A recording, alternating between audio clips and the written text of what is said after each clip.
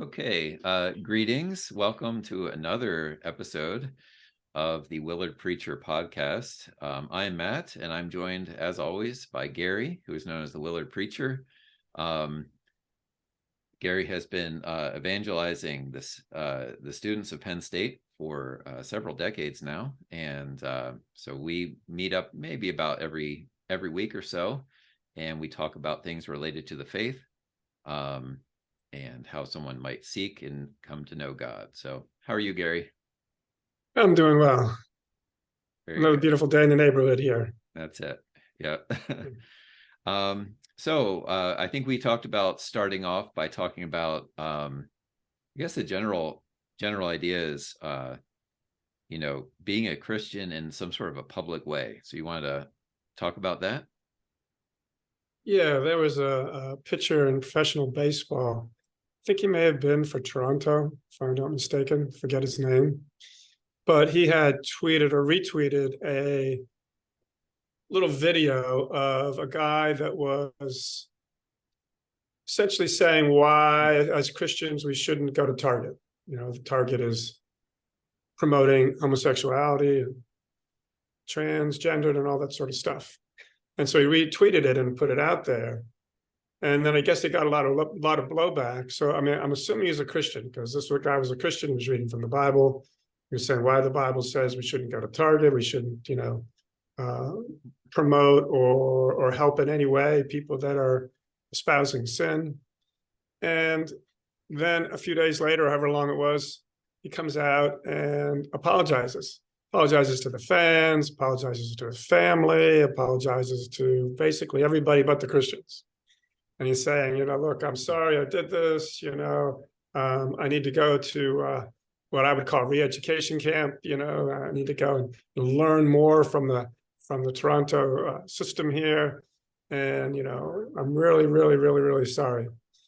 And the only thing I wanted to say was if you're a Christian and you're going to put yourself out there, and you're going to take a stand, then you have to stand on that stand. You can't take it back.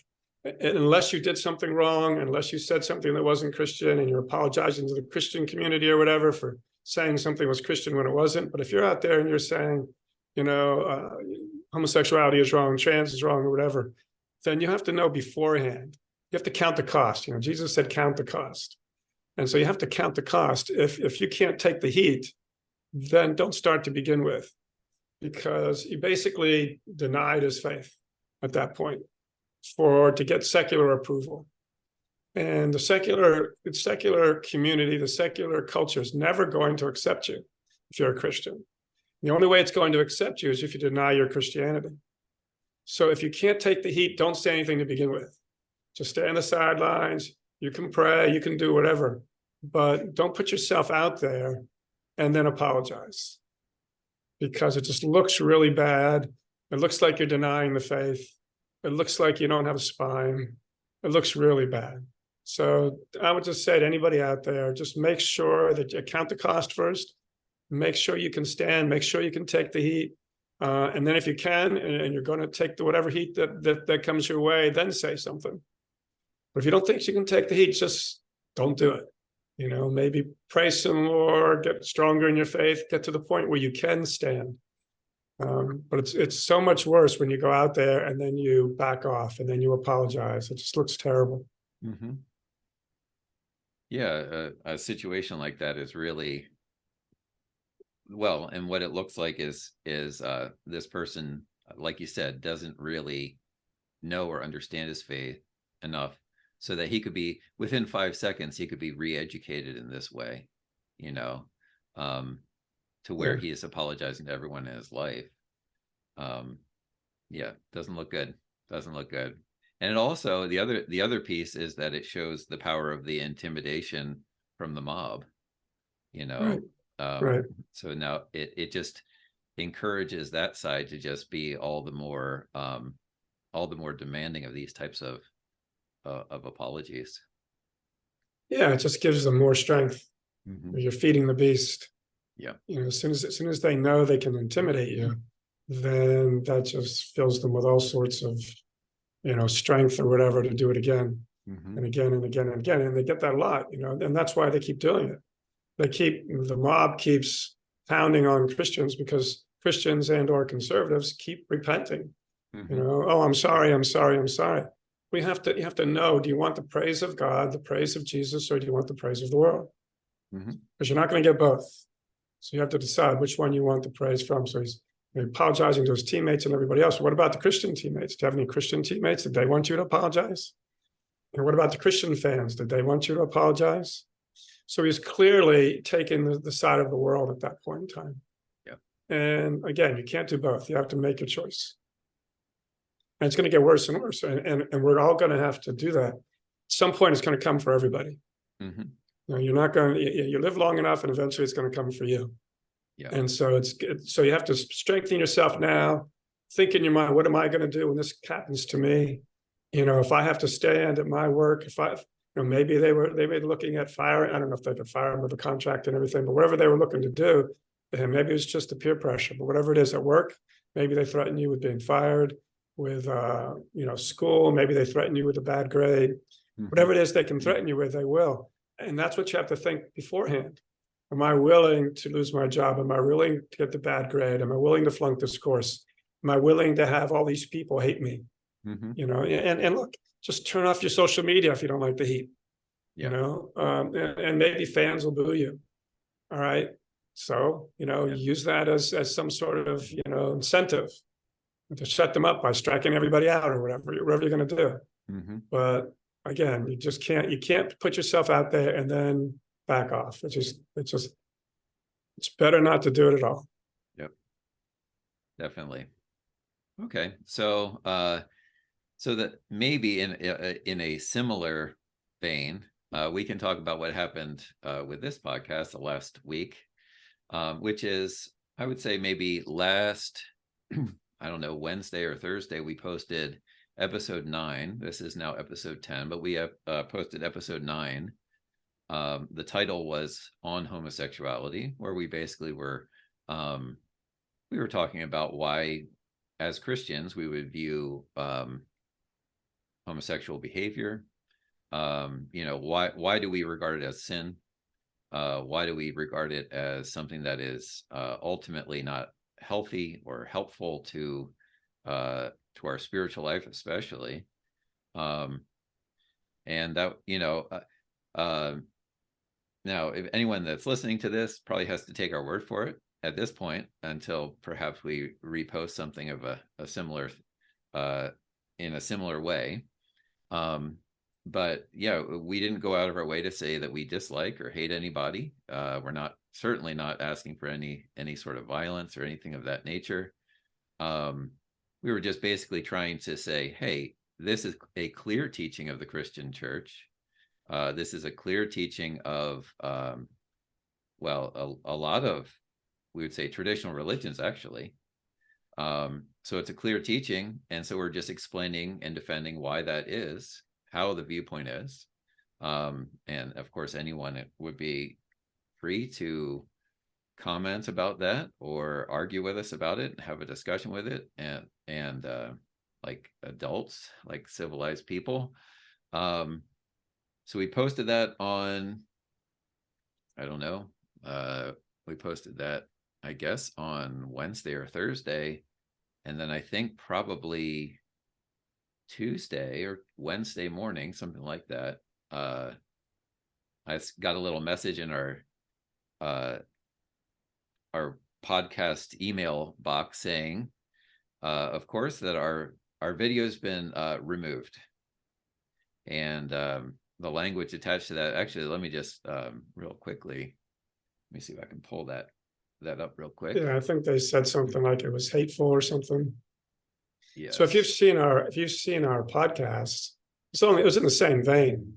It's basically apologetics. So when we did the fornicating one or the trans one or the Protestant one, or when we do one on abortion or Catholicism, whatever, it's just apologetics. Here's what Christianity says, and here's some evidences as to why this might be the right thing. And so it wasn't like we were using pejoratives or calling people names, or like you said, calling people to hate other people or hurt other people. It's just an apologetic. Yeah. Yeah, and so So very briefly, it just says, "Hi, Matthew. Our team has reviewed your content, and unfortunately, we think it violates our hate speech policy, and so we've removed the following content." And then it says how your content violated the policy.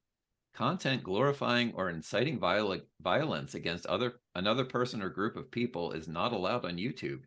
We also don't allow any content that encourages hatred of another group or group of people based on their membership in a protected group. We review educational, documentary, artistic, and scientific content in a case-by-case basis. Limited exceptions are made for content with sufficient and appropriate context and where the purpose of posting is clear.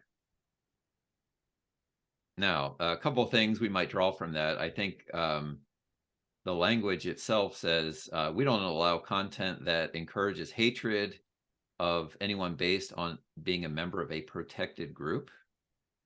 That's a pretty obvious thing. We can definitely say now that the homosexual community, as the term goes, is certainly a protected group. You know, we could talk all day about fornicating or drunkenness, and I don't think we'd have any problem with that at all. But as soon as we start talking about this particular group, of course, it's flagged as hate speech. we've done that. We did one on fornicating. We did one on drunkenness. And if you look at those, this is along the same genre. But one thing is that if you can't handle opposition, it probably means you can't defend your position. So out at Willard, you know, we've always welcomed people on the other side. We've always welcomed people to come out as atheists and whomever, come out in other religions and come out and debate, because we believe that we have the truth. And if you believe that you have the truth, then you don't fear the other side. But they've been doing this forever. I mean, as long as I can remember. Well, maybe not as long as I can remember. Maybe starting maybe in the 90s or so, maybe late 80s. They just started saying, well, if you speak out against homosexuality, it's because you hate homosexuals. And if you're speaking out against homosexuals and some homosexual downtown gets, you know, beat up or something, it's your fault because you spoke out against homosexuality. And the clear intent of that is to silence the opposition. Because nobody likes to be considered to be a hater. Nobody likes to think that they have caused violence to somebody else. And so it's clearly to silence the opposition. So the question is, why do you want to silence the opposition? We don't want to silence the opposition. You know, we had Sage on here to give the Protestant view. We might have others on as time goes on to have the other view. We welcome comments. We welcome, you know, anybody to say anything they want. And where do you get this protected group status? You know, what in the world does that mean? You're a protected group. Nobody can say anything bad about you because you're a protected. Why are you a protected group? Doesn't make any. I mean, the only sense it makes is they don't want any opposition. They want to speak without the opposition speaking against what they're saying. And it's as we've said before, it's like going into a courtroom and have only the prosecutor be able to speak. And almost always you're going to think, oh, the guy is guilty. Right. So if you only get one side of it, then you're always going to believe that side because you haven't heard the other side. Or like we said before, when the lady brought her feminist group out, and it appeared to me as if they never even heard a pro-choice argument before. So you're only hearing one side, which is what they're trying to do. But then again, you have to ask yourself, why only hear one side? If you have the truth, you don't have to fear the other side. And you know, you go back to the 60s in Berkeley and so on, where the free speech movement started. The secularists back then were all about free speech. All about, hey, you know, we want to be able to say whatever we want to say. And maybe it was the kind of Protestant Christian, you know, if it was Protestant Christian still then, authorities that were trying to silence them. I don't know. Maybe it's the people in power always want to silence the people who aren't in power. Whatever it is, if you really believe you have the truth, you're not going to fear the opposition. And those who were screaming in the 60s for free speech now want to squash free speech. That's right. And now they clearly are running corporations. Oh, they're running everything now. Yeah. I can't imagine back in the 60s if somebody would have said, you can't speak about Christians because they're a protected group, what the outcry would have been. Mm-hmm. And it would have been a good, fair outcry. There can't be a protected group. You know, if again, if you can't defend your position, then maybe you need a new position. Mm-hmm. But yeah, so they took us down, and now, you know, gave us a warning, and then you appealed it, Mm-hmm. and within 3 minutes, you got a response saying your appeal's been denied. That's right. So how did they have the time to look at what you wrote, think about it, you know, think, well, does this make sense or not, and then reply in 3 minutes? That's right. It was either automated or they just had somebody there pushing a button saying, okay, we deny your appeal. Mm-hmm. So they're obviously protecting homosexuality, and that should be a red flag for everybody. Why is this group protected? Not protected from violence, not protected from, and really free speech allows you to hate anybody you want, as long as you don't do anything. But we didn't, you know, we were just giving an apologetic. So basically they want to be protected from any sort of blowback, any sort of opposition, saying why they think what they're doing is wrong. Mm-hmm. Because they know they can't defend it. It's indefensible. That's it. And that's part of what we were trying to elaborate upon, you know, sort of look at these defenses for this behavior, so-called, you know, and, you know, can we call these into question? But the answer then there clearly is no. No, we can't. So at least not if you're going to be on YouTube. That's right. And, you know, I was talking to people about this, and they said, well, maybe you should go to Rumble, or maybe you should go here or there. And, you know, who knows, we might end up doing that, but we don't want to just preach to the choir. You know, we want to speak to people who disagree with us, as well as to the choir. You know, the choir needs build up, and those that disagree, or those who haven't heard the other side, need to hear the other side. So we want to be where people who disagree with us are. Yeah. We don't want to be just in a place where everybody's going to agree and pat us on the back and say, yeah, you're wonderful. And, you know, and again, it's not that it's bad. People on our side also need to have ammunition, so to speak. They need to have arguments. They need to have apologetics to defend what they believe. It's one of the things we try to provide. We also try to provide for those who disagree with us, maybe arguments they haven't heard yet. Mm-hmm. Right. Whether it changes their mind or not. Right. No, and certainly, you know, one of the things that we try to teach our kids is, you know, how do you make a great argument? You start by finding the best argument for your opposition and then making an argument against that. You're trying to see the strength of your opponent's argument. You know, so that's how educated people for centuries, you know, thought through things and worked through things and formed their viewpoints, their opinions, but no longer. Yeah, a lot of people will caricature their opponent's argument. Mm-hmm. Like atheists will caricature Christianity a lot. Yep. Of course, I always say the usual, you know, if what you're saying is Christianity, I wouldn't believe in it either. But the easiest thing to do is to put up a caricature and knock it down. But you're right. You want to know your opponent's arguments. You want to know what they are. You want to know the best ones that they have. And then you want to see if there's an argument that goes against that rivals it or even is better than it.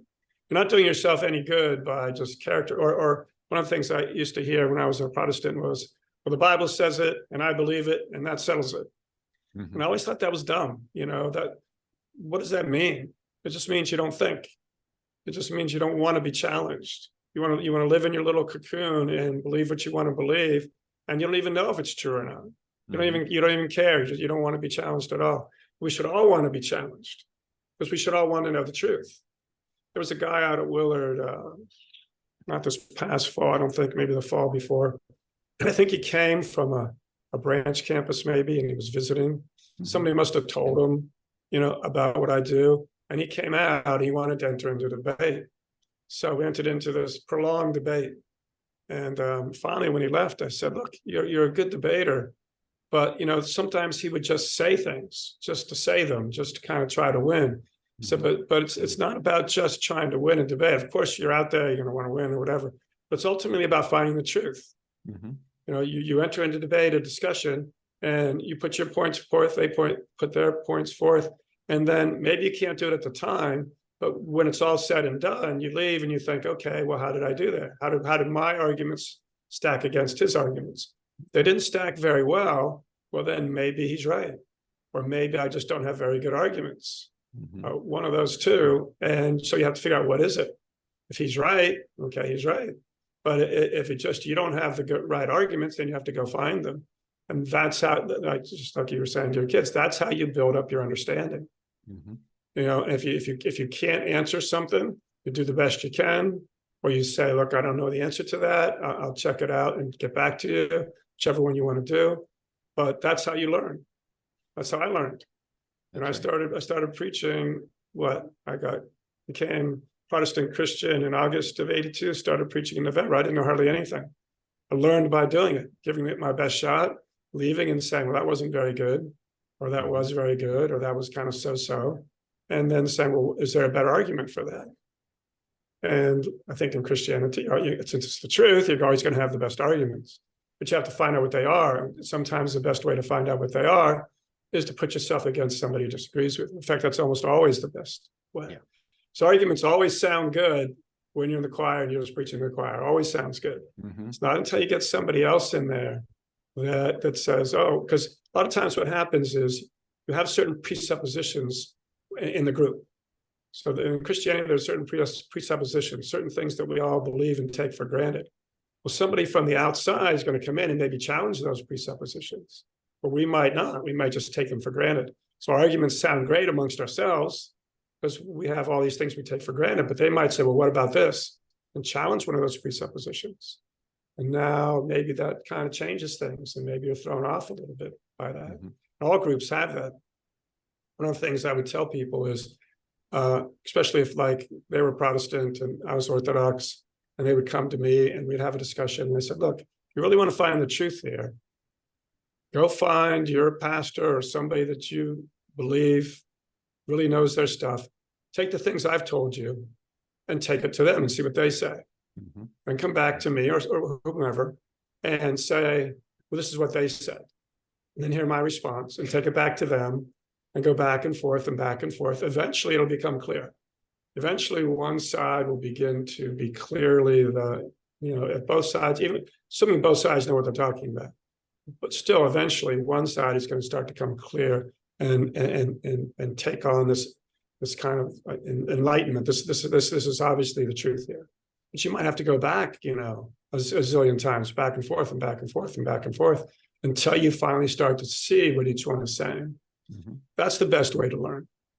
Yes, you got to learn your faith. You got to sit down in Orthodox Christianity. We have catechism class, and we have inquirers class, and we have, of course, the priest will preach and stuff, and people who know you can talk to. But that's only going to get you so far until you go out and hear the other side. Then you might want to come back and say, well, this guy said this, and as Orthodox Christians go back and forth. Because you can't be afraid of the truth. You don't want to think that the truth is something that it's not, because you haven't heard good arguments from your side. But you don't want to be afraid of the truth, because Jesus is the truth. God is the truth, and if there is no God, there is no truth. Ultimately, especially around morals and so on, there isn't going to be a truth around morals. We talked about that in one of the previous ones. So, yep, yeah. So it's a shame, but we will carry on, and that's what we're doing here tonight. And we will find other ways to talk about that subject, of course, on this platform and others, and go from there. So, like we said, we're talking then about the topic of, the behaviors of homosexuality and sort of the larger viewpoint. What we thought we'd do next then is to sort of look at a clip from Joe Rogan's podcast. Joe Rogan is he might be the biggest podcaster. So he had a gentleman on named Matt Walsh several months ago now. Matt Walsh was coming on sort of in the wake of his documentary, I believe it's called What is a Woman?, where he was asking the question, how do we define what a woman is and so on. But what this ultimately led to in the course of the podcast with Joe Rogan was a discussion over the question of gay marriage. And the reason that then we want to look at this clip from that podcast is because in many ways, Joe Rogan, I would argue he might even make a better argument than Matt Walsh does in the course of the clip. But he definitely kind of gets right to the heart with a lot of emotion, the question of a gay marriage, and he gives it a good defense, I would have to say. But what we thought we would do is watch this and sort of maybe pause it at certain points and discuss, and some of it's going to be our agreement or disagreement with different points, and then also just maybe some general commentary on how the debate is going. So without further ado, we'll see how this goes. It's about a 15-minute clip, right? About a 15-minute clip. So about 15 minutes. And so with commentary, we'll see maybe if that stretches to 25 or 30 minutes or something like that. All right. So I'm going to share my screen real quick.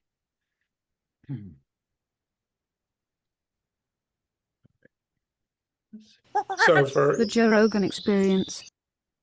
Yes, sir. Just want to make it clear that I've seen this beforehand, and you have too, and I've watched it a few times. So it's not like we're just saying, "Oh, wow, we got to come up with something off the top of our heads." So just so that's understood. Absolutely. There is a little bit of bad language, which the plan is to mute that out as it comes along. But nevertheless, I do believe the discussion is worth checking out. And one more thing, again, as we've said before, if you have small kids around, not only is it bad language, I guess we can mute that out. But we also we're talking about homosexuality, so we're talking about sex, so we're talking about things that, different parts of the body or different things. So again, you may want to pause it and get the kids out of earshot. Absolutely. All right, so here we go. I think of marriage is a certain thing, which is the context for procreation, for the building of the nuclear family. What about people that get married that don't have kids? Are you opposed to that? What if they get married, they decide, we don't need kids, I'm going to get fixed. You get your tubes tied, let's travel the world. Well, what do you mean am I opposed to it? I mean, I think that every married couple should be open to life. But what if they don't want to? Are you opposed to them being married? If marriage is only for procreation and to bond a family together, what about people that are deeply in love that never want to have children? I don't think it's not only procreation, but that is one of the fundamental definitional all right, let's see if we can pause aspects of it. So I think that's where he made them. I think and Matt Walsh, I'm sure, is a better apologist than I am, but having seen this a few times, I think he made a couple of mistakes here. But you'll see this one thing you'll see going on. It accepts the secular premise. It tries to play on the secular playing field. And that's always going to be a loser because there's no objective morals on the secular playing field. So they can just say anything they want and say it's true because they want it to be true. And what are you going to do? You're on their playing field. And the other thing is that no, there's one reason. There's one overall reason for sex, as we tried to say it last time, and that's to create life. And as soon as you say, well, there's other reasons too, then you've lost it, right? So again, this is the way it works. Guys have a penis and sperm, women have a vagina and eggs. Penis goes in the vagina because that's what's made for the penis, the only opening in the entire world made for the penis. Sperm comes out. The only purpose of that sperm is to fertilize the egg.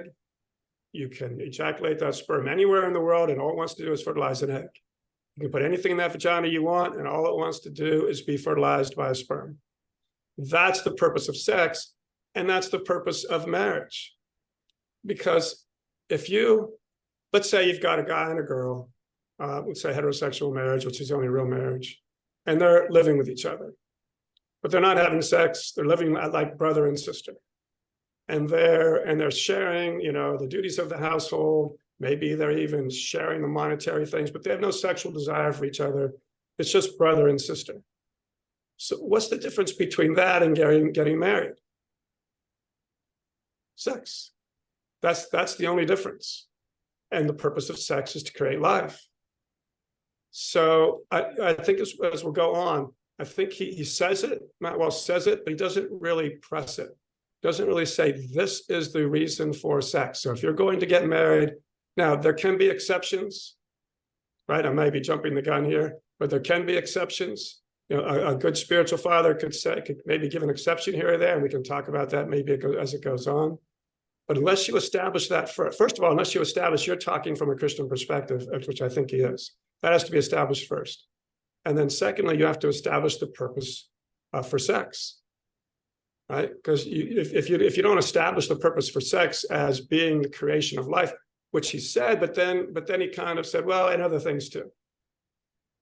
But as soon as you say, and with other things too, as the overall purpose, then you've pretty much lost it, because he can come in like Joe was just saying, Joe Rogan was just saying, what about this couple that just wants to, you know, be together? They don't want kids.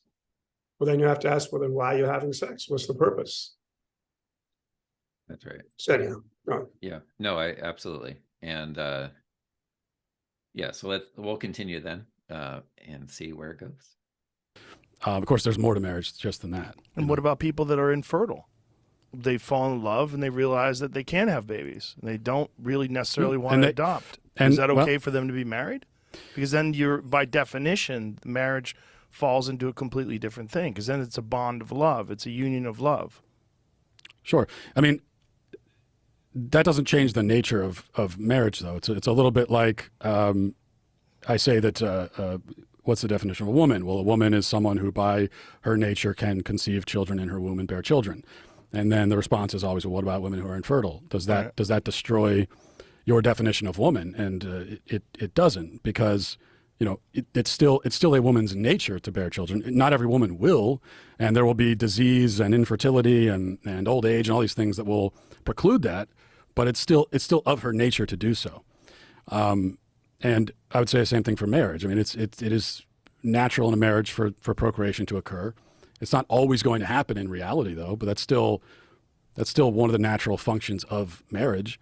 And married couples who can't conceive children, there are other ways to be parents, like adoption, for example. If they want to. Right. Sure. But if people want to be married and don't want to ever have children, are you opposed to them being married? Well, I wouldn't advocate a law that would prevent it. But would it change the definition of what their marriage is to you? Yeah. There's another important point, I think, that we didn't bring out last time, and I failed to bring out last time, is that the difference between heterosexual sex and homosexual sex is that homosexual sex is a denial of life. You know, he was talking about, well, what if they're infertile? Okay, well, that's something they can't control. If someday we can fix that, then they can create life, because they're doing it in a way that creates life. Homosexuals are specifically and purposely having sex in a way that can't create life. It's not a mistake. It's not that they want to or don't want to. It's complete denial of life, because they're taking that sperm and they're not using it in a way that was meant to be used. It's to fertilize the egg, or they're taking that egg and they're not combining it with the sperm because they can't. Not because they're infertile and they can't, just because of how they choose to have sex. So homosexuality is actually a denial of life, and that's so all these other excuses that you give, and he said, what if they love each other? And this is another important one, because he harps on this the whole time. Love, love, love, love, love. Well, the problem with saying love is the purpose of sex, because again, if you're talking about a sexless marriage, you're talking about something different. But what they're talking about here is sex. So if you're going to justify the sex in the marriage by saying they love each other, you have the same problem as you have when you're trying to justify getting close to each other or pleasure without tying it to the creation of life, right? So we went through that last time, but since it's not up anymore, you know, if you say that the purpose of sex is to have pleasure, and you don't tie it to the creation of life, then it should be okay to have sex with anybody who it's okay to have pleasure with, right? Which includes parents and siblings and other married couples, old lady down the street, old man down the street, pets, whomever. Anybody who says, oh, it's okay to get a pleasurable experience with, or okay to get closer to, the same thing. Anybody that the society says it's okay to have a close relationship with, it's okay to have sex with. It's the same thing with love. If you're going to say this is about love, and you're not going to tie it to the creation of life, which obviously he's not, he's trying not to do that, then you have the same problem. If love is the purpose of sex, then it should be okay to have sex with anybody who it's okay to love. Right? So, and they say, well, no, well, it's a romantic love. All right, well, what if you have a 30-year-old son and a 60-year-old mother who are romantically in love? Now you can say, oh, yuck, that's incest. But you've set the parameter. You said it's about love. And if you can say it's about romantic love, because it's not about doing what's best for the other person, obviously, and neither is homosexuality, it's about romantic love. Well, what if they're romantically attracted? Well, then you have to say that that's okay. And you can go to what about the adultery or whatever? It's not adultery anymore because they're romantically attracted to each other. So again, anybody who you're romantically attracted to is romantically attracted to you, it's okay to have sex with, no matter how perverse it may seem. So that's the problem with this whole lot. And as soon as you divorce these things from the creation of life, they're out there on their own and anything goes. That's right. And of course, we can see this shift in the course of this conversation, right? As soon as really all Joe's trying to do is to get Matt Walsh to say, well, there other than the creation of life, there's more to marriage than that. And as soon as he gets soft on that, as the primary definitional crux of the whole matter, then we can soften it into all these other things, as you said, Gary. Yeah, well, there may be more to marriage than the creation of life, but that's the purpose of sex. As you said before, the only thing that separates a close relationship from a marriage relationship is sex. That's it. And sex is for the creation of life. And again, unless you establish that with your opponent, and establish you're coming from a Christian perspective, not a secular perspective, you're gonna lose the debate every time. Yeah. No, and I think Matt Walsh sort of, I don't know if it's in the course of this podcast or if it's maybe some other comment. He basically said, I was really trying to not bring overly religious ideas into this debate, which, of course, as soon as you do, you lose because you're talking, you're stepping into the arena of the anti-Christian secular culture, Yeah, and I've done that many times myself, and I still fall into it today. Because you think, oh, I've got good arguments, we'll just present these arguments. But you have to remember you're presenting arguments in an arena in which there's no objective morality. Right. So how do you expect to win there? You can't. It's an unwinnable, like we said before, I can defend raping 2-year-olds in that arena. You can defend anything in that arena because there's no objective morality. That's right. And if they haven't thought it through, they may think that there is. But without a God with certain qualities, and it's just humans thinking up stuff up and making up morals and so on, anything goes. Absolutely. So you're never going to win in that arena. Yep. Okay. We will continue and see if in fact he does lose. Because they don't want to have a family. They just want to have a loving bond. I think this will be a couple that is rejecting one of the fundamental aspects of marriage, and they should be open to life. I would hope that in the future they would be, but isn't that just a personal choice? I mean, you can have a very fulfilling life if you just follow your pursuits and your dreams and your interests, and you find someone that shares those interests with you, and you share time together. It's very fulfilling and loving. Yeah, it's a personal choice, and that I'm not advocating for like a law that says that you if you're married you have to have X number of kids. But then why are you opposed to 2 gay people doing that? Well, because again, it's not about choice. It's about what this institution, marriage is an institution, and what is it, and what purpose does it serve? And I do not agree with tearing down or changing this definition, especially because the people who have changed the definition haven't come up with a new one. So they say, well, that's not what marriage is. So for thousands of years, we said marriage is the procreative union. And then we had the other side that came along and said, well, it's not that. Okay, well then, like, what is it exactly? And I know you said, well, it's people who love each other. Two people love each other. Well, but then why two people? Why do they have to love each other? All these kinds of questions. You get into what if they're in the same family? What if brothers and sisters want to marry? And I know every time that comes up, the advocates for gay marriage will say, well, that's a slippery slope argument. That's a fallacious. But it's actually not. It's like we're trying to get to what do you even think this institution is now, since you've rejected out what we were saying it was. And I've never found a compelling definition. And any definition offered, it's like, well, what's even the point then? Why do we even need this now? Why, and from a secular perspective, why do you even need a compelling definition? And I think the problem that he's having here too is he's talking marriage. Well, marriage is a lot of things, right? I think if you're going to deal with the subject, you have to deal with it with sex. Sex is, from a Christian perspective, you don't have sex before you're married, and then you do. So what's sex for?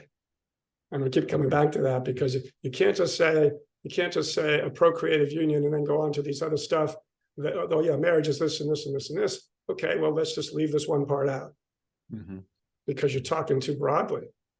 And like I said, he's saying, well, let's how do you define it? In the secularism, you don't have to define anything. You can define it any way you want. So, again, unless you keep it to what's the purpose of sex, it's just too broad of a topic. And he's just going to say, well, what about two people who love each other? Right. And you have to, and he said, well, this is a slippery slope argument. And first of all, the slippery slope is real. That's how the left works. As I think we said before, way back when, it was just homosexuals were saying, well, this is just don't, bother us in our own, whatever we do in the privacy of our own bedroom is our own choice. And don't come into our bedroom. And all we want to do is be left alone. Right. And now here we are. So when people say slippery slope, I don't even know. I mean, I know what they're saying, and it doesn't always happen. That doesn't mean it never happens. And especially in politics, if you're smart in politics, you don't try to get everything all at once. You try to get a little bit at a time. And that's what the left has done in all these different areas, and especially with homosexuality, just a little bit at a time. And so, yeah, the slippery slope. I always hate it out at Willard, because people try to, freshmen or whatever, whomever take a first year philosophy course, will label your argument. So that's a nice label, but you have to defeat the argument. You have to make an argument yourself. Right. You're not making an argument by labeling the other person's argument. So you can say, yes, that's a slippery slope. Okay, well, then I still made an argument. So make your counter. So anyway, go ahead. Yep. I just don't see how a gay marriage in any way damages a straight marriage. I don't see it at all. It doesn't make any sense to me. It just seems to me that people want to be look, if you wanted to look at logic, especially in our modern society, which is pretty, when it comes to relationships, it's somewhere in the neighborhood of 50% of all marriages end in divorce anyway. They don't make it. I don't know if anything would damage marriage and damage the institution of marriage is the option of divorce. I don't think gay people and gay people getting married in any way, shape, or form changes a bond that you have with your wife. It's just called marriage. It's a human invented thing. If we decide that gay people can get married too, I just don't see how it damages. Right there is when he should have, the next thing he should have said was, this is not a human invented thing. Because as soon as it's a human invented thing, again, you're playing on the secular playing field, and you don't stand a chance. So he said, so you'll hear Matt's response in a second, but before I kind of lose my train of thought here. Nobody's saying that a homosexual being married is going to damage my marriage to my wife. We're saying it's wrong for the homosexual to be married. Now, who does it hurt? It hurts the homosexual. Right? When we say who does it hurt, a lot of times we just think physical, maybe mental or emotional. There's also the moral aspect of it. And it's also the spiritual aspect of it. So if they're in a relationship that's immoral, that's perverse, they're hurting themselves morally. They're tearing themselves down morally, right? Every bit as much as if they do drugs, they tear themselves down physically. There's many ways you can tear yourself down, but in this case, it's morally and spiritually, because you're also in a relationship that God condemns, because he condemns the homosexuality. So if you're in that relationship, you're being condemned because you're in an immoral relationship. You're rejecting God, whether you think you are or not, you are. You're heading down the wrong path. You're heading towards hell. And when society accepts it, we see the ultimate outcome of that now. We've talked about this before, but people are always saying to people like me, well, why do you care about the culture? Let's just stay with Christian stuff. We care about the culture because the culture is accepting homosexuality, it's accepting homosexual marriage, it's accepting fornicating and abortion and transgender and everything else. And these kids are learning this practically from the time they come out of the womb. Their mindset, they're being given a mindset of this anti-Christian secular viewpoint.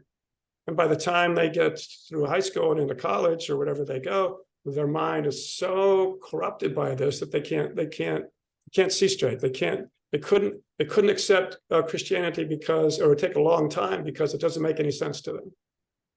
So all of this factors into why you don't want homosexual marriage from a Christian perspective. Mm-hmm. From a secular perspective, it doesn't matter at all. You can marry a dog from a secular perspective. You can marry your 2-year-old child from a secular perspective. None of it matters. But if you're going to say from a Christian perspective, it matters because it hurts the homosexual couple, it hurts society, hurts them morally, hurts them spiritually. They're on the road to hell, and hurts the society. And now a lot of other people are on the road to hell because we've accepted all of this stuff. So anyhow, you'll hear Matt Walsh's comment here. Anything. I don't think it tears down the definition of marriage in any way. It just opens up the possibility that people who are gay won't be discriminated against. Yeah, I don't think that a gay couple existing Hang on a second. directly impacts. Discrimination is not necessarily bad, right? These are words people use. They don't want to be discriminated against. Well, we always discriminate, right? We put people in prison. We lock them in a cage. Why? Because we discriminate against their behavior.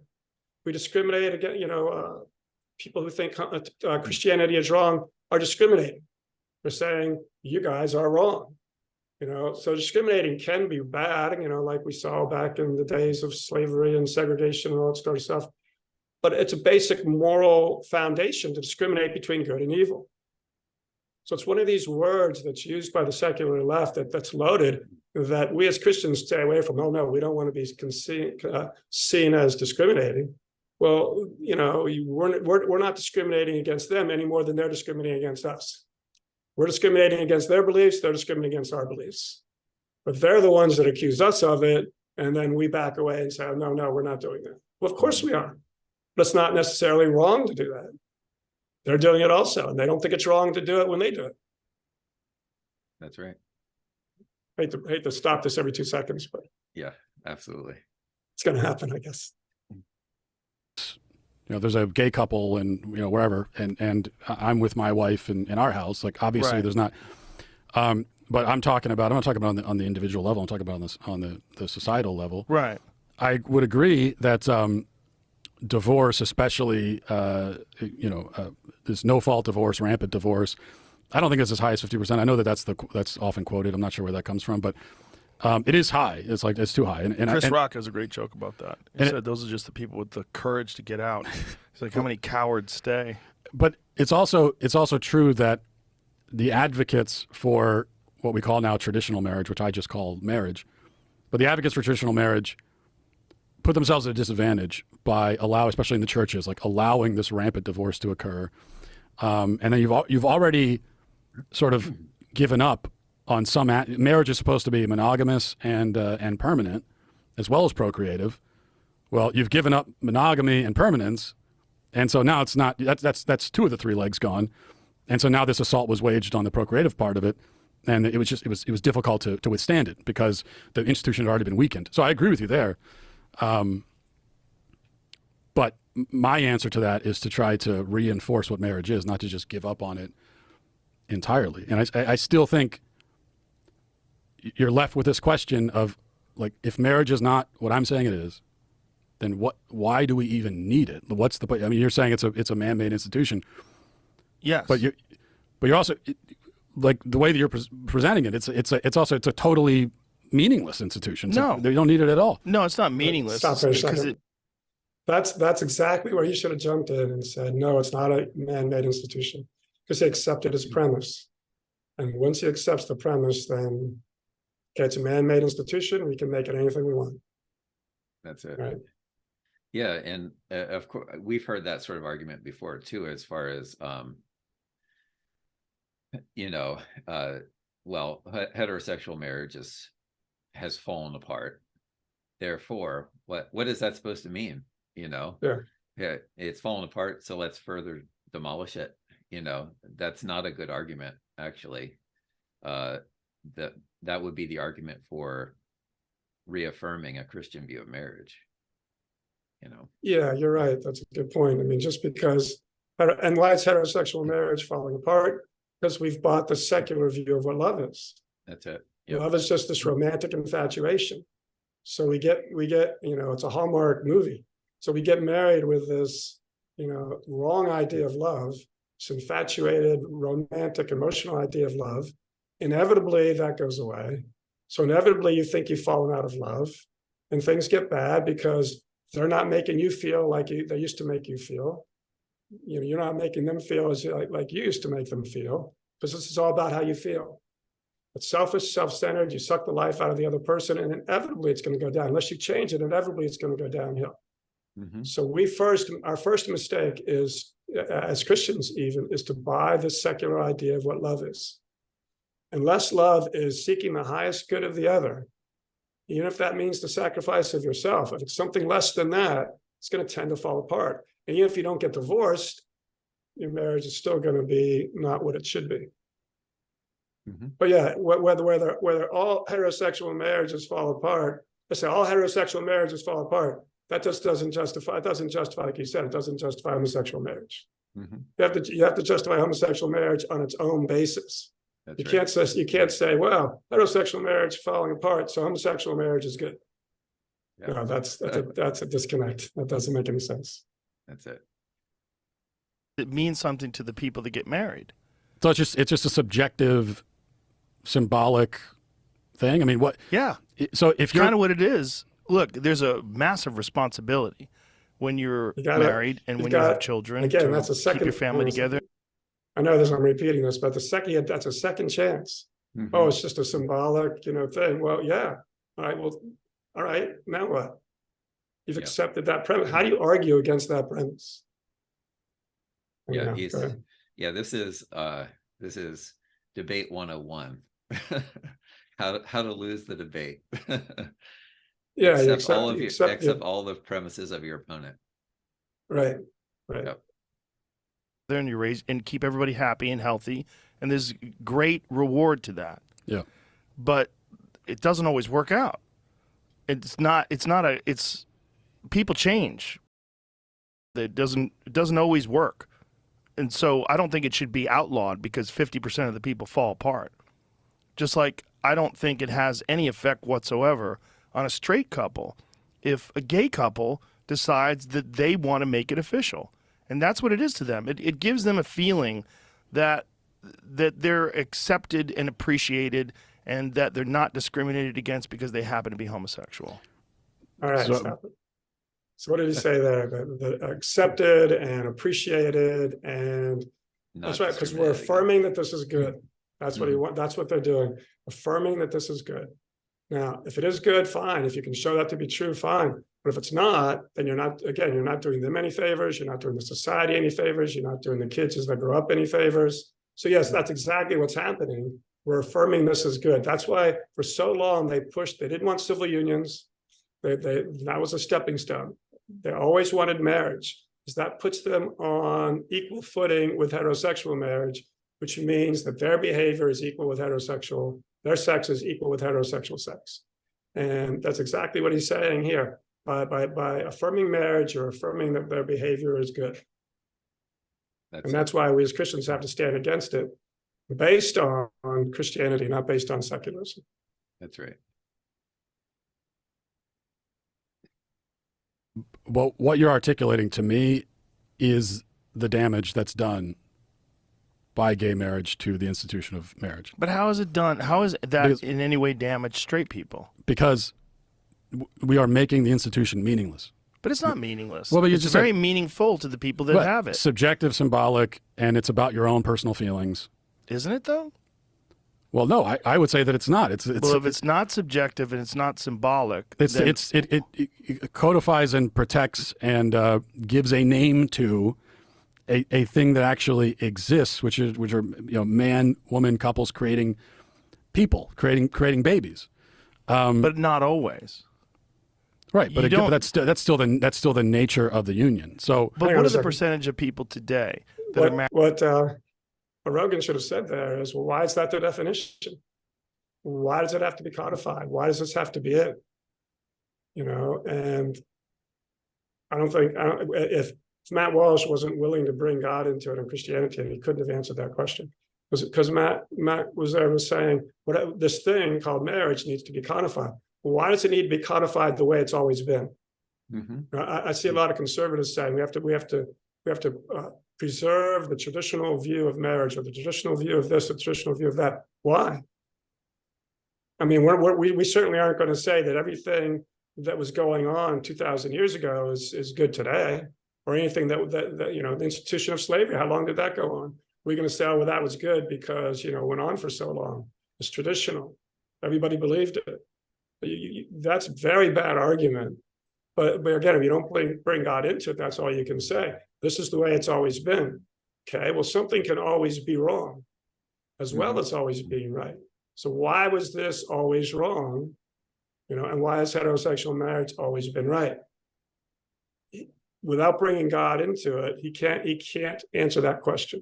And the secular side, again, is going to win every time. That's it. Married that don't have children. I bet it's pretty high amongst heterosexuals. probably. Is I don't there think something so. wrong with that? What's that? That hasn't been my experience. Maybe it's that way. Maybe somebody could come up with a stat. Not that this really matters, but I just remember hearing him say that and thinking, every married couple that I know, and again, maybe I'm just amongst Christians, but even outside of Christianity, they eventually have kids. It may only be one Mm-hmm. or two, but I don't know. I mean, maybe he's right, but it's not been my life experience that there's all these multitude of couples out there without kids. No. Not that that really matters. I don't know why you would buy that premise. Yeah, that's right. I think there is something wrong with that. I think there is something wrong with getting married and saying, oh, we're not going to have any kids at all. But why is there something wrong with that if someone's personal choice? Well- Why is it wrong that two people are like, I am deeply committed to work and I don't want to sacrifice any of my career and I don't want to ruin a kid because I'm constantly at the office, but that's where I get deep satisfaction and that's what I'm focused on. And the woman says, that's great because I don't want children either. I really am attached to my interests in my career and what I like to do. That's not damaging your relationship with your wife and your family. I certainly don't think of it as a threat to my marriage or my family. Yeah, it is a personal So I think choice. Right, but should I think that's a bad argument. He keeps saying how it doesn't affect you. All right. Yeah. Okay. Well, if somebody's out there murdering, raping, pillaging, destroying, it doesn't affect me. It doesn't mean that it's not wrong. Mm-hmm. Right. It may affect somebody else, or somebody is I don't know, a Satanist or whatever, and he's not overtly hurting anybody else. Okay. Well, that doesn't make Satanism good. So I think that's a bad argument on his part. But again, he's already established this idea. What would he say? Symbolic and something in symbolic. Yeah, symbolic and subjective. And subjective. Okay, they've already established that. So why can't you not have kids? Mm-hmm. And look, I can see the maybe rare instances where a spiritual father may say to a couple, well, yeah, maybe you're not quite ready for kids yet. Maybe in your case, you may want to forgo them. But normally if people say, I don't want to have kids, I disagree with Joe Rogan. Normally it is selfish. Yeah. and self-centered because they just want more material stuff. And he eventually gives an example that you'll see of this couple that's going to go out and do all this great stuff and wonderful stuff, and kids are going to get in the way or whatever. Maybe that person exists, and maybe a spiritual father would give them a blessing to do that. I don't know. But that's clearly not the norm. And it'll clearly never be the norm.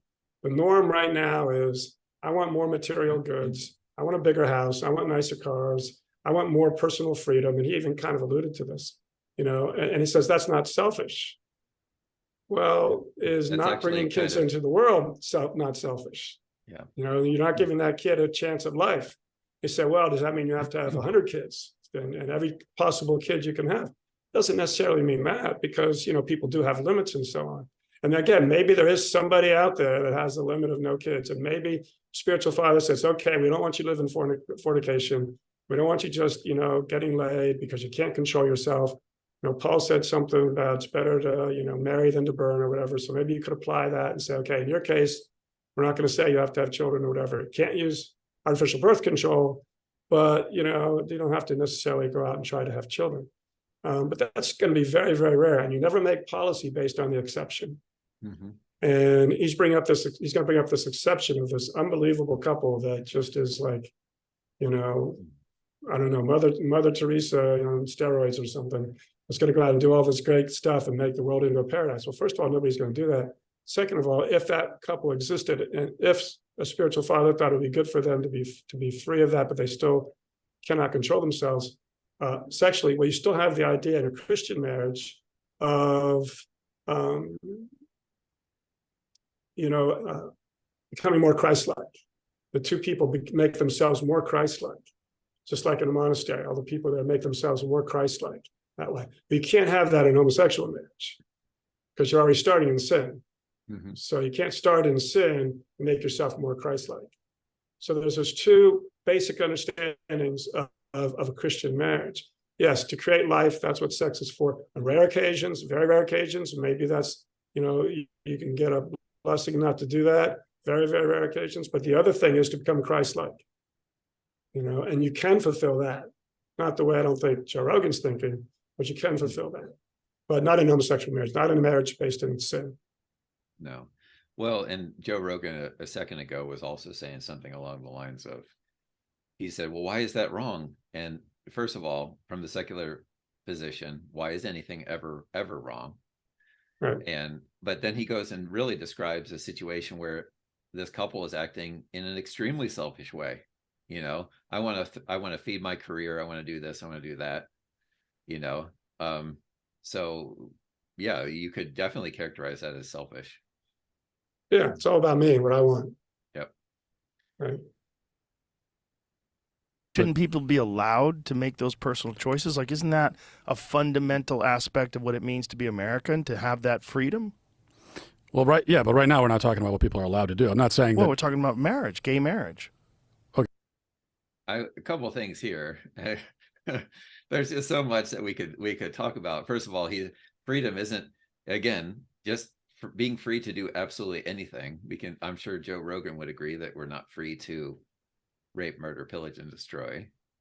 So just having the choice doesn't make it good. But then there's also this thing that I think he's kind of suggesting, which is like taking it to this conclusion of like, well, you're preventing this thing. We see this kind of argumentation when it comes to talking about the immorality of abortion, for example, where immediately the jump is to we're going to track down these women and we're going to do this and we're going to do that. It's like we're just trying to say that killing babies is wrong. In this case, right. We're just trying to say that this is not a salvific vision of marriage. This is not right, and it's not healthy, and it's not good. That's all. No one is suggesting that we go to some sort of I don't know, great length to violently track down anybody or anything like that. No. Again, the whole purpose, we have to remember the whole purpose of homosexuals wanting to be married, because they could always get together and have sex. They're not going to have babies, so they could get together, they could live together, they could have sex. The whole purpose for them wanting to be married is to make homosexual sex acceptable. Mhm. Because you can't be against homosexual sex and for homosexual marriage. Right. Because again, it's the sex that differentiates between the non-marriage and the marriage. So, I would say, personally, yeah, I think there should be laws against homosexual marriage. Not that we're going to do it now, but there Mhm. should be, because there's no point to it other than to justify homosexuality. And in a Christian culture, that would never be justified, so it would never be accepted. Mhm.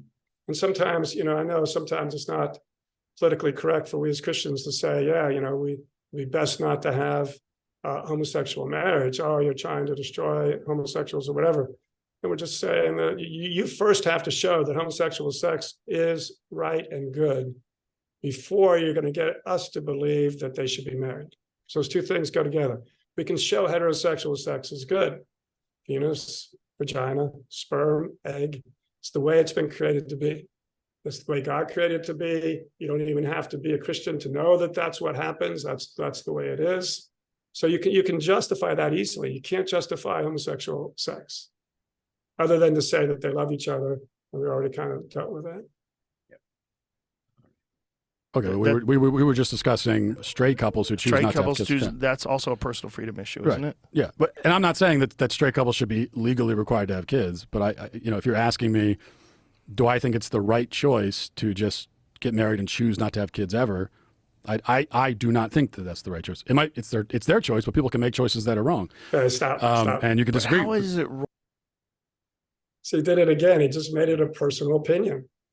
It's not what I think is right. Well, you're not going to make your point, because he's going to say, but I think it is right. Mhm.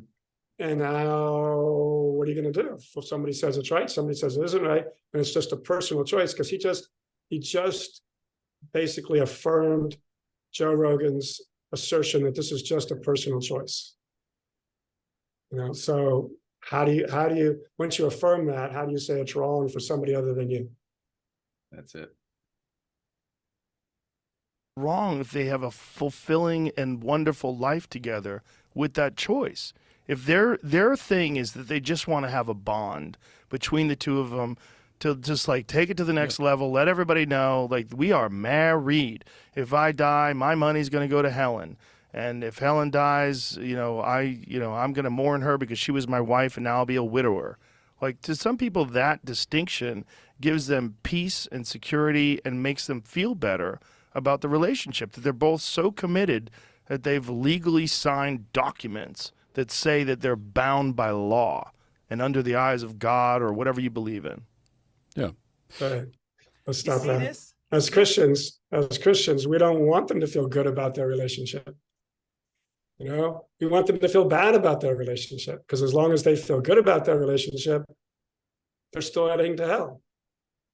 So it's not about, and you don't justify something by saying this makes these people feel good about themselves. Because again, then you could say the 30-year-old son and the 60-year-old mother, when they are in this union with each other and they're having sex with each other and they're now married to each other, it makes them feel good about themselves. They are married. Yeah. Right? But most people aren't going to say, yeah, that's great because they're married. They're still going to say it's wrong. And they're not going to say it's good because they feel good about themselves. So people can feel good about themselves doing all sorts of things. A dictator can feel good about himself by eliminating half his population. But that's not a good reason to justify anything. Yes, that's what they want. They want to feel good about themselves. They want the society to accept them. They want to believe that they're not living in sin, right? But they are. So we don't want to encourage that, because it encourages them going to hell. And getting back to this whole hate thing, and we may have said this before, I don't know, but people will come out to Willard and say, oh, you hate homosexuals and so on. And I say, well, look, if I really hated them, said, I believe that if you engage in homosexual sex, that's taking you to hell. It's a sign that you've rejected God, you've rejected his standard, and you're on the wrong path and you're heading to hell. If I believe that and I hate homosexuals, I'm just going to sit back in my easy chair and I'm going to wave to them and I'm going to say, have fun, you're wonderful, you're great, enjoy yourself, everything's going well, as I'm going to watch them walk down the path and fall off the cliff into hell. That's what I'm going to do if I hate them. If I love them, I'm going to say, look, you're going in the wrong direction. Now, you don't have to believe that they're going in the wrong direction to see the logic. And if you believe someone's going in the wrong direction, you're telling them you're going in the wrong direction, that's not hatred, that's love. And oftentimes, again, ask people, did their parents ever say they did something wrong? Oh, yeah, of course. Well, does that mean they hate you? Well, no, my parents didn't hate me. Well, but they told you were doing something wrong. And you're saying that we hate homosexuals. This is what YouTube told us. You hate homosexuals because you say they're doing something wrong. Well, can you take that logic out to its logical conclusion? Anytime anybody says anybody's doing something wrong, they therefore hate them. No, you can't. So you can't say, you can't have that as a standalone. You first have to justify homosexual sex before you can justify homosexual marriage. But you can't just have the standalone thing that they feel good about themselves or whatever it is you're trying to say about them. That can't just stand alone. There has to be this first. This has to come first. The justification of homosexual sex has to come first. And then the justification of homosexual sex can't just be they like it, or they feel close to each other, or they love each other. Because again, well, we just went over that, but it doesn't work. That's it. Able to make that choice, but I think you're still rejecting one of the purposes of marriage. And in the scenario that you just outlined, you're also deciding to live a really self-centered life. You're saying, but what if you're not? What if your work is very charitable? What if it benefits humanity in a deep way? What if you spend a lot of time doing, healthcare work and, social work, and you're deeply committed to your community? It's not selfish at all. You're just dedicating your time to something other than raising new human beings. But you're dedicating your life to enhancing other human beings that are around you. That's a hypothetical. It is a hypothetical, but so is yours, right? Yeah, but I think most of the people that choose, like, we're not going to have kids, and the rate of those rates are declining, and the age when people first have kids is also going up, and all of that. Yeah. And most of the people that are making these choices, I don't think it's because they're involved in charity work. I do think that it is more the scenario you outlined in the first time around, which is just like, well, this is what I'm doing. I have my job. I don't want to give it up. Yeah. Because of, but don't you think that people should have the freedom to live their life in that way? I think human beings vary widely. Stop it there. In a huge way. And I think there's Look, God gives us freedom to live the way we want. It's not a matter of can you engage in homosexual sex? You can. But with that freedom comes responsibility. And ultimately, you have to take responsibility for that action. So yes, you can do these things, not just because we live in a secular society and it says it's good or whatever. We live in a society where you say you have certain freedoms to act in whatever way you want, but just because God has given you freedom. So we're not going to say, no, you don't have the freedom to do whatever you want. Again, you can rape, murder, pillage, and destroy if you want, but there's consequences. So we all have to stand before God. And this is another problem, leaving God out of it. We all have to stand before God and take accountability for our actions. So the question is not, what does America think? What does Joe Rogan think? What does Gary Cattell think? What does Matt think? Matt Rowe think? What do we think? What does Matt Walsh think? Doesn't matter. The only thing that matters is what God thinks, because that's who we answer to in the end. Without, again, I'm going to say this over and over again, without bringing that in to begin with, you're stuck. And he says, what are the purposes of marriage? No, there can be many purposes of marriage. There can only be one overriding purpose of sex, right? Anything else, again, is not rational unless it's attached to the creation of life. So when you say it's one of the purposes of sex, well, the answer to that, one of the purposes of marriage is, okay, well, somebody doesn't want to do that particular purpose. Mm-hmm. They want to do another purpose. Like some people will do this and some people will do that. So again, you're never going to win the argument because you're playing in the wrong playing field. That's it. You at least have to bring your playing field into it. Let him play on his, you play on yours, and then let whoever's watching decide who has the best playing field. But you're not doing anybody any good by not putting forth your playing field but you're only playing on their playing field, and you're going to lose every time. Again, I know I said that a million times, and people are probably tired of hearing it, but No, that's right on the money. All right, last bit probably. Here we go. Some human beings that find a very fulfilling life just reading books and traveling and experiencing different things and seeing art and doing what they want to do, and they don't necessarily have to have kids to live a fulfilling life that way. And if they choose to do that with someone who they have a loving bond with and who they get married to, I don't think it's a bad thing that they don't want to have kids. Well, I guess we have to, maybe we're running into a question of, now you get to the real fundamental I question. think it's a fundamental freedom thing. Yeah, we're not disagreeing, I guess, on the freedom aspect of it, because again, I'm not saying hang on a that you second. should be required to have kids. No, we're never you're getting through imposed. this, but after what you were saying before, again, that's a fundamental difference between the Christian view of freedom and the secular view of freedom. Secular view of freedom, as you said, is do anything you want. Christian view of freedom is freedom from sin. Mm-hmm. Jesus said, you'll know the Son will set you free, or something like that. You know the truth, and the truth will set you free. It's free from what? We're free from falsehood, but also free from sin. Because it's sin that destroys us. We were created in the image and likeness of God. We're fallen because of sin. We don't even know what we're supposed to be. Most people, we don't even know. Even Christians, we know we're supposed to be godlike, but we don't really have a good handle what that is, because most of us have never seen that. Reading Jesus's life and trying to get a picture is the closest you're going to get for most people. That's how sin has destroyed us. It's sin that enslaves us. Right? It's that passion that rises up in you that you can't deny, that you can't stop, that you always are doing. That's what enslaves you, right? Not freedom to do anything you want. It's just another way of enslaving you. But it's the secular definition. And again, you're going to argue with a secularist, you have to say, no, that's not our definition. That's it. Sometimes, it's good to just get to the point where you can say, this is where we disagree. Mm-hmm. Right? Because that's sometimes up on campus, I forget, some secularists will say something like that they think, okay, yeah, well, maybe it is okay to kill children or something, or to rape 2-year-olds or whatever. And I just say, look, well, now you know the difference between the secularist and the Christian. We don't think it's good to kill children. We don't think it's good to rape 2-year-olds, right? So sometimes it's okay just to say, well, look, we're not going to convince each other. At least we can distinguish where we disagree and where our disagreement is, and sometimes that can be as enlightening as anything else. Mm-hmm. Absolutely. Exposing your sensibilities and what you think is important in life to other people, but everybody has a different idea of what's important in life without hurting anyone. The thing is, like, what I'm saying is, these people that are married, that don't have children, they're not harming anyone. I've done this before, but again, it doesn't.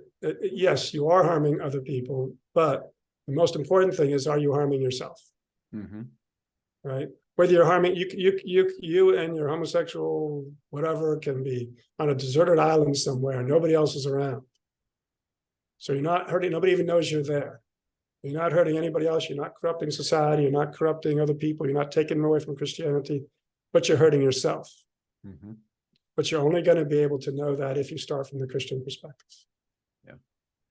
Yeah, I knew a guy a few years back who, to his great credit, was coming out of a homosexual lifestyle.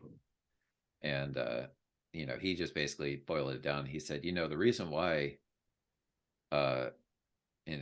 he said, the reason why homosexuality and the homosexual lifestyle is wrong is because those people will destroy each other spiritually. And so, to his credit, he could see that was what was happening, and that's that was what was happening to him, and so so he lived a godly life in to separating himself from that. And that's the same thing that would happen in a fornicating relationship. That's right. You'll destroy each other spiritually. Yep. And when you come out of a lifestyle like that, even a fornicating lifestyle, homosexual lifestyle, whatever, it doesn't mean that God is going to automatically take those desires away from you. He might, but normally not, because normally that's not what's best for us. What's Mhm. best for us is to struggle against those desires. That's what makes us stronger. That's what ultimately says to us, we are different now. We're not going to go that direction. If we never had any temptations, then how do we know we wouldn't go right back to it? Mhm. Each time we deny that temptation. Same thing with masturbation, right? I have a lot of college students, they're pretty open about that now. And it's like, well, how can I stop? Well, each time you don't give into it, you're getting a little stronger. And each time you give into it, you're getting a little weaker. And so and maybe you go a week, and then maybe you go a week and a half, and then maybe you go 2 weeks, but you're always trying to lengthen it out. God wants us to get stronger. And the stronger that we get, the better it is for us. So some people may have to struggle with that their entire life, but the more you struggle with it, the better things become. The more you know how to struggle against it, the less it has a hold on you, the less enslaved it is to you. Because I've heard a lot of people say, well, yeah, I know that this homosexual stuff, I had these desires for so long, I begged God to take them away. He wouldn't take them away, so I just gave in and I'm doing it. And maybe there is no God. Or maybe God wanted you to struggle against it. Get stronger. Mhm. The old saying, whatever doesn't kill me makes me stronger, or whatever. You can't get stronger without these sorts of temptations, without these sorts of learning how to deal with your inner man, Mhm. learning how to deal with all the beast within. And we all have 100 things within us that aren't right. And usually 1 or 2 or 3 or 4 of them stand out. And at least in Christianity, we are to learn how to fight that. We're to learn how to overcome it. And then God, in the end, rewards us for that. Rewards us for being in the fight. Rewards us for just for, like, even if you give in, the idea is, even if you give in 100 times, and you got to get up 101 times. You got to keep getting up. You got to keep saying, I'm going to do better next time. You got to keep relying on God. And one of the things we have to learn is not to rely on ourselves, because we all think we can do this ourselves. And it takes a long time for most people, definitely for me, for most people, to start to learn that, okay, maybe I can't do this myself. Maybe I need God's grace. Yes, I have to do it, but I need God to do it. It's a synergy between us and God. We both have to do our parts. We tend to go to one direction or the other. We either say, I have to do it all, or God has to do it all. No, I have a part to play. It may not be much, but I'm the one who has to say no.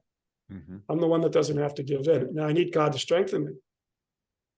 But ultimately, when God strengthens me, I can still say yes. I'm going to do it. So, I'm the one that has to say no, but I need God to strengthen me. I need God to give me that grace to allow me to overcome it. Otherwise, if I don't fall into one, I'm going to fall into another. So it's a synergy between us and God. Absolutely. They're not harming these unborn children that they never have. They're not harming anyone. And it doesn't affect your relationship with your family and your marriage at all. Yeah, but I'm not imposing myself on them or harming them by answering a question about Right. how I feel about their choices. Right, but nor are gay people doing that to you. I think the harm comes from, on a societal level, when we start breaking down these basic central institutions, like the institution of the family and of marriage. That's where the harm comes from. And the more that people believe, the more that we build a society where it's believed that marriage is objectively meaningless, right? It's entirely subjective. It's just about making you feel better. The more that we build a society like that, I think that's where the harm comes in. The worse it is, and people are going to reject marriage, and that means more. But why? Why, if we don't give the subjective definition of marriage, why is society hurt? It's only hurt if God has created society to work in a certain way. And society is just a bunch of people. So one of the analogies I use is with a car. You get your new car and it's working perfectly. All the parts are new and everything's working fine. Then eventually maybe a part starts to wear out here, another one starts to wear out there, maybe you try to replace them. Eventually the car starts to go downhill because the parts aren't functioning right.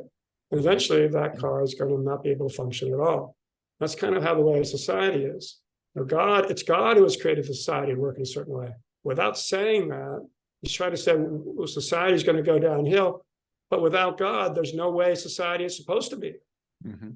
It's all just made up by man. So you can't make these objective statements without bringing God into it. And that's why, I think ultimately, I think even though my sympathies would be towards Matt Walsh's arguments, because I think he's a Christian and I'm a Christian. I think by not bringing God into it, you're not going to win this argument. Yep, absolutely. Fewer kids are being born. Also, more kids are being born in a context where they don't have that stable family structure. So the harm definitely comes. It may not be this immediate, connect the dots thing, but and we can already see that.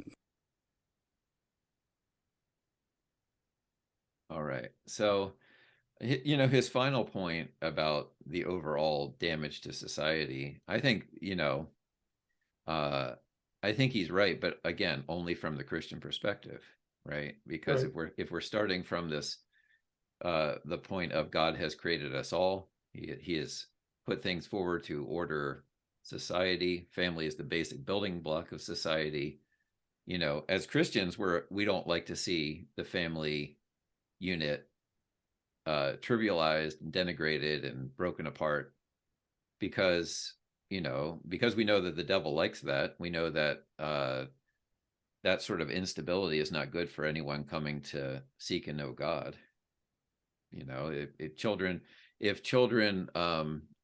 grow up in a stable Christian home, I think I've heard you say this before, Gary, the early parts of their life, their parents sort of are God to them. They're, so a lot that they learn about God, they learn from it's sort of this extended image of their parents. So you could see why the devil would be concerned to break that sort of thing apart. But yeah, Right. apart from that sort of framework, we're just in this atheistic society, meaningless society. Then it doesn't really. There's no definition for family. There's no definition for marriage. There's no right or wrong. There's nothing. Right. So I know, I've probably said this 1,000 times in 15 minutes. Probably tired of hearing it. But from my experience, and again, I make this mistake myself all the time, because you get into these arguments and you don't think. You just think, oh, my argument's better than his argument. But again, you always have to have the premise. No, I'm talking from a Christian perspective. And this is where all my arguments are coming from. And like we said a minute ago, it's just as good to come to the point where you say, okay, here's where we disagree. Yep. As it is to actually win. But there's no way you're going to win playing on their playing field. And I've said that a million times. I know everyone's tired of hearing it, but it's very important if you're a Christian to do that. So I don't know, in the remaining time, if we want to get into homosexual adoption tonight. We should probably hold that for another time. We might even have it as a segue. We could talk a little bit about that and have that as a segue for abortion, because in some ways those are connected, perhaps. But yeah, we're probably at about an hour and a half. Oh, really? But I think Okay. I think this has gone quickly, and I think this is a nice avenue for us to kind of talk about some of these arguments, because it's nice to be able to sort of point by point walk through some of these arguments. So thanks for that, Gary. That was awesome. Yeah, thank you. That was fun. Well, so considering where we are time-wise, we'll say goodnight for now, and then we'll pick up with something maybe similar before too long. All right. Good night, Matt. Good night, everybody. Hopefully this won't get taken down. If it does, you might not see it. That's it. I'll have to put on, when I always advertise this on Facebook, so I have to say, better watch it quickly if you're interested. That's it. It may not be up for very long. All right. Thank you, Gary. Have a good night. All right. Thank you. You too. All right. Bye-bye. Bye.